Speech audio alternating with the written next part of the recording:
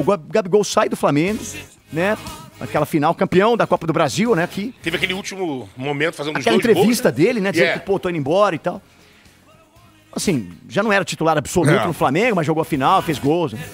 O que acontece, cara? Por que o Gabigol não tá jogando aqui no Cruzeiro? Pra mim, chegaria chegando também. Então, a gente tem essa dúvida, né? Porque no Flamengo, ele podia ter saturado já, bateu no teto, ganhou o que tinha que ganhar.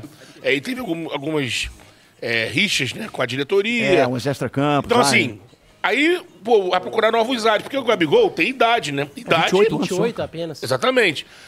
E esse início no Cruzeiro, tenho visto, né? Ele tem jogado, mas tem perdido gols, como ele estava perdendo no Flamengo.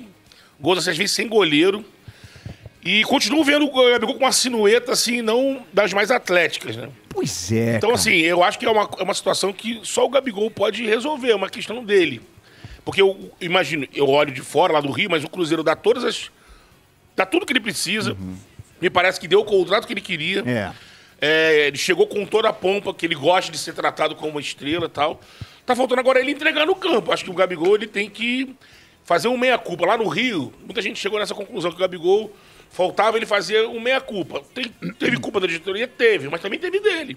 E me parece que ele se botou muito como eles contra eu, sabe? Eu tô aqui e todo mundo me sacaneou. E eu acho que o Gabigol tem que fazer uma reflexão e rever a questão da atlética dele, de concentração, porque ele tem tudo. Tem um baita de um time, tem estrutura.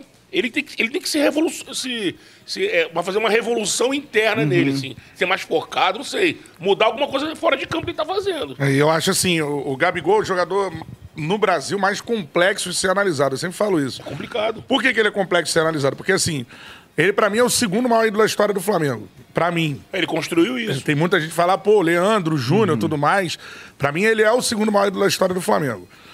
Dito isso, a idolatria dele, na minha visão, vai além da questão, por exemplo, você tem diversos centroavantes do Flamengo, que passaram pelo Flamengo, tecnicamente superiores a ele.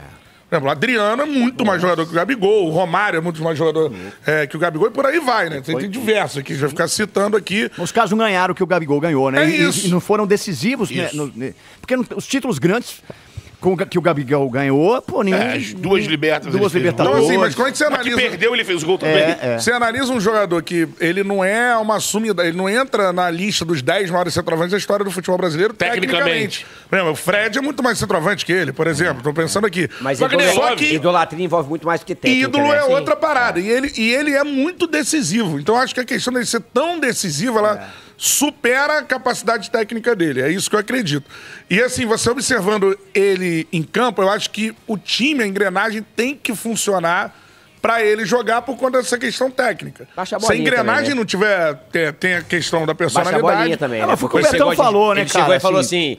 não, porque a gente perdeu hoje aqui no Clássico, mas na final a gente se encontra. Não chegou nem na final, pô. Baixa a bolinha, será que deu camisa dele, camisa do Corinthians pra ele foi o Cássio? Será que foi o Cássio que deu pra ele a camisa do Corinthians? Será? Porque teve aquele episódio, né? Que ele apareceu com a camisa do Corinthians e tal. Então, assim, eu acho isso. Ele é um jogador que depende do coletivo.